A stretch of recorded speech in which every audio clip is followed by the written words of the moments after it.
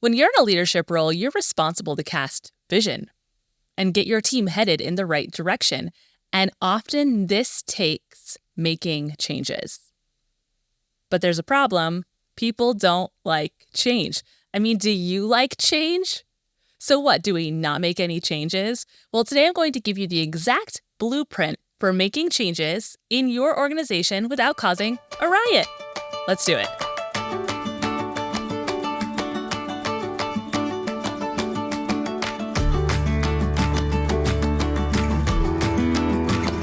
Hey friends, welcome back to the Culture Keepers podcast. I'm Kara List, your leadership coach.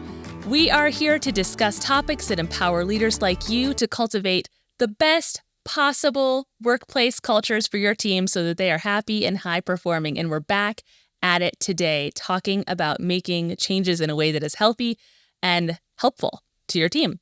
So speaking of making changes, if you enter an organization, you're a new leader, or maybe you even just have kind of a new vision for this next season, it is easy to look at everything and only see the changes you want to make. They're just like screaming at you, like there's so much potential here, so much opportunity. But before we do that, sometimes it's best to just get a sense for where we're at culturally, to be able to kind of test the soil, right? See what's going to happen as we start to make these changes. So please do not go any further without taking this assessment I have for you. It's a 10-question quiz. It will take you 3 minutes, and it's going to give you basically a culture score. It's going to tell you this is where your company's culture is today. And if you are a leader, you can take it. If you're an employee, you can take it. It's going to help you kind of get that base level, and it's going to give you the wisdom to understand this is where my culture is at, and this is where we can see it go, and this is the discernment I need as I step into making these changes. So go grab that quiz at heycaralist.com/quiz, or you can grab the link in the show notes. So let's dive right in. I'm going to walk through 5 steps that you should do when going to make a change in your organization. Yes, 5. I know it might be like, oh, why can't I just make the call? I'm the leader. I'm being paid to do this. I've been given the authority to do this. Yes, we know. But if you want to do it in a way that doesn't, I'm not kidding, start a riot, if you want your life to be easier, and if you want to ensure humbly that you are making the right decision, these are the 5 steps. This is the blueprint. Okay. Step number 1, determine if the change is necessary. Now, I know what you might be thinking. If it wasn't necessary, I wouldn't even be considering it. But stop and take a couple steps back and really consider, is this a nice to have or a need to have change? If you can't justify how the change directly contributes to achieving your mission and your goals, or directly elevates your team's success, then it might be that it's not the right time, or it might be that it's not the right decision, not the right change. So let's just say that your organization puts on a big annual event, and this big annual event takes a lot of bandwidth from your team. And you're thinking, you know what?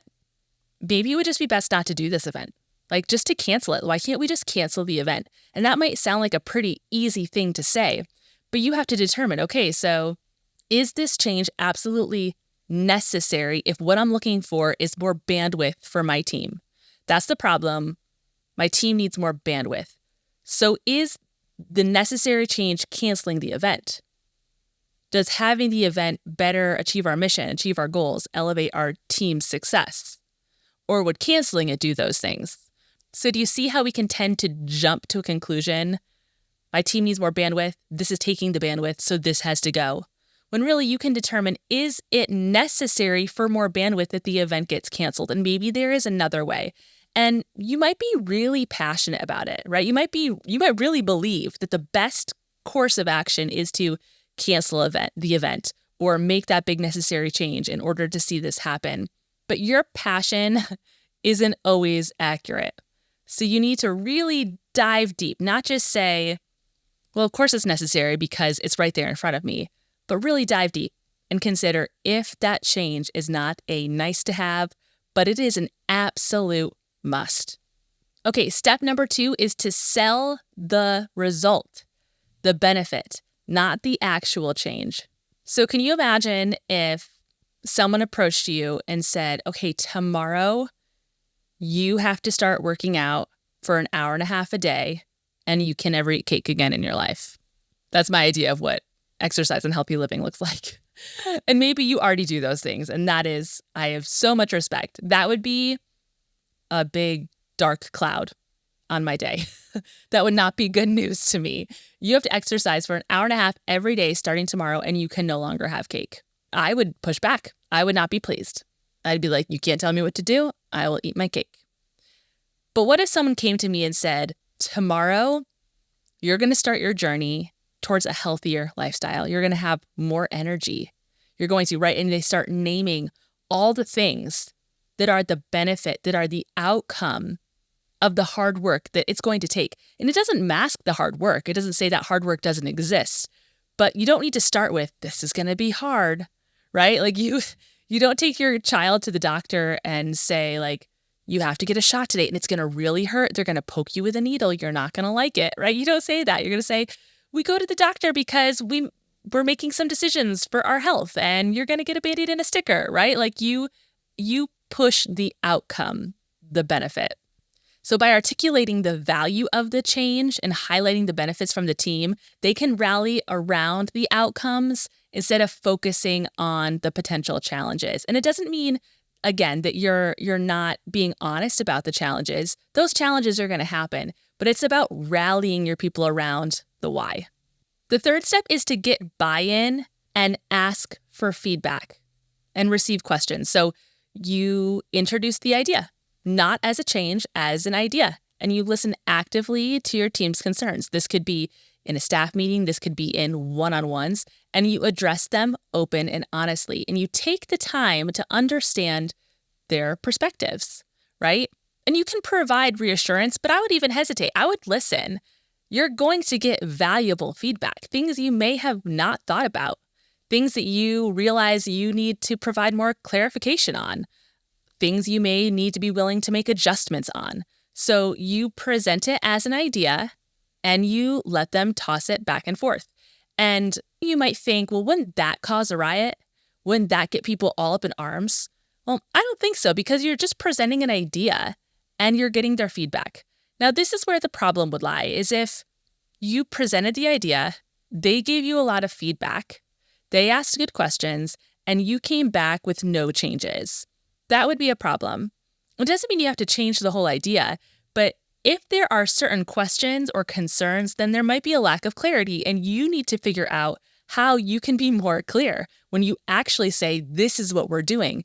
And once you have done this step, once you have taken that time to really ask for the feedback, listen to the feedback, consider their perspective, make adjustments and changes as necessary to provide reassurance.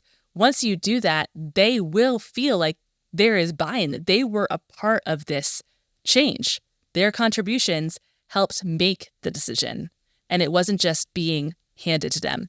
The first time your team hears about a change shouldn't be when you announce that it has happened. You want to riot, that is how you do it. Number 4 is to slow the clock, presenting the change as a future adjustment instead of a now adjustment. So most often people aren't against ideas. They just need time to process. They need time to let it sink in. And so this is the kind of discernment we need as leaders, is to say, this thing is happening next month, not this thing is happening tomorrow. So even after you've done the buy-in, people still need time. And I know that this can be frustrating. Listen, I love Pat Lencioni's 6 Working Geniuses. If you don't know about it, I'm going to put some links below in the show notes. You can take a test with them and they will tell you what your 2 working geniuses are. So they say that there are 6 working geniuses, which means every single process requires kind of 6 components. And you are going to have 2 of them that bring you so much joy. They are what you thrive on. They are your geniuses. Then you're going to have 2 that are competencies. You can do them, you don't love them. And then 2 that are your frustrations, which means those things, those 2 parts of the process are the parts that stop you in your tracks. Like you can't get past them. They cause you to shut down. So my husband, one of his working geniuses is discernment, which is this gap. It's this time. It's the asking, is this the right decision? One of my frustrations is discernment. And here's why, because on the opposite sides of discernment are invention and galvanizing. So basically there's a problem. Then someone who has the gift of invention says, here's a solution. I love inventing. I love finding the solution. Then there's the discerner who turns around and says, is this the right decision? Is this the best decision? Have we considered these things? And then after that is the galvanizer who takes the discerned idea and says, let's go. This is what we're doing. Riles up the troops. Onward. So I have invention and galvanizing as my geniuses, which means I come up with an idea and I want to say, let's go. And I have a bad track record of doing that. And I have had lots of coworkers. I have married a person who is gifted in that discernment. So I present the idea, I'm ready to see it happen. And it feels like they picked up a gun and just shot a million holes through it. It's just like wilting. And I am defeated and my idea is deflated and all the drama. No, but for real, this piece is so important, this discernment piece. And I lack it. I like to have the idea. I like to push the idea and I like to not waste time. Here's what we're doing. Let's go. But that is bad news, my friend. Please speak from the experience of that is bad news. Slow the clock. Present it as a future adjustment, not something that is happening tomorrow. And the fifth step is kind of a bummer. Sorry, it's a bummer. It's anticipate goodbyes. And that sounds pretty dramatic after those first 4 steps, right? But here's what I want you to think about. So if you've executed all of those previous steps, there still may be individuals who don't agree with the decision. That's okay. But if they can't get behind it, if they can't support your leadership and this change after you have rightfully done these things, it may be that they aren't aligned with the future direction of your organization. And it's not so much that they're disrespecting you. I mean, maybe, but you can get over that. You're the leader. You can get over that. But if they aren't aligned with the direction, then there's going to be conflict moving forward. And that just might mean that they don't align culturally anymore with what the organization is becoming, what it's turning into, what these changes are implicating. And if that's the case, it might be best for them to move forward in a different direction. It might be best for the organization to move on in the direction it's planned. And I'm not saying fire someone over it, but what I am saying is that there may be people who decide that after this change, they're no longer with you, and that's okay. And you have to anticipate that, and it's not necessarily personal. It might feel personal, but it's not. And that's something you can anticipate. And what that means is that your culture will be stronger because the people that have stayed get it. They are on board. They are aligned with what you're doing. And that is a part of culture keeping. Okay, let's review the 5 steps. 1 is the change absolutely necessary to reach the mission, the goals, to elevate your team's success. Number 2, sell the results, not the change itself. Number 3, get buy-in by asking questions and receiving feedback. Number 4, slow the clock. And number 5, anticipate goodbyes. So that is the blueprint for making a change as a leader. But how many changes should you be making? This is, I think, a question that a lot of people have, because especially if you're entering a new position, or like I said before, you have a new vision and you kind of see like a mountain range of changes you would like to make, and they just seem so close. They just seem so there. I have a little prescription that I used when I was in executive leadership for myself. Now, this is something that worked for me, and it might not work for you, but it helped me to kind of look in scope at the decisions that had to be made and make sure I was doing it in a way that was paced well for the health of my team's culture. So I thought of my year like a dollar, and how I decided to break up that dollar kind of determined how big or small decisions I could make. Here's an example. So if I wanted to turn in my whole dollar bill, that would be one big change. And that would be it for the year. Or maybe it was more like 4 quarter-sized changes, right? Like when you think about the scope of the changes you're looking to make. Or maybe it's 10 really little changes. Like, we're going to move the staff meeting from Mondays to Thursdays. That's a little change. So that's like a dime. And you get 10 of those in a year. And I know that doesn't feel like a lot, but friend, that's really all people can handle. And I mean, I even think that's asking a lot of a team. And that one big change, that dollar bill change, is like significant. It's like a big one, okay? So that is kind of how I rationed my changes when I was in executive leadership. And I found for me and for my team, that was a good rhythm. And so that really caused me to have to zero in on is this a necessary change?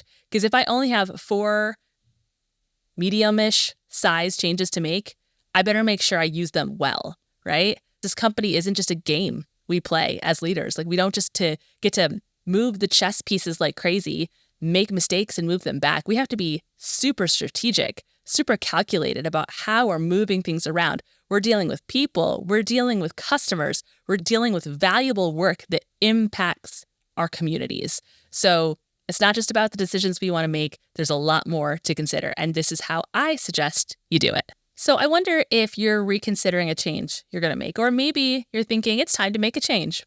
And I hope this framework was helpful for you. If it was, I would ask that you would leave a rating and review.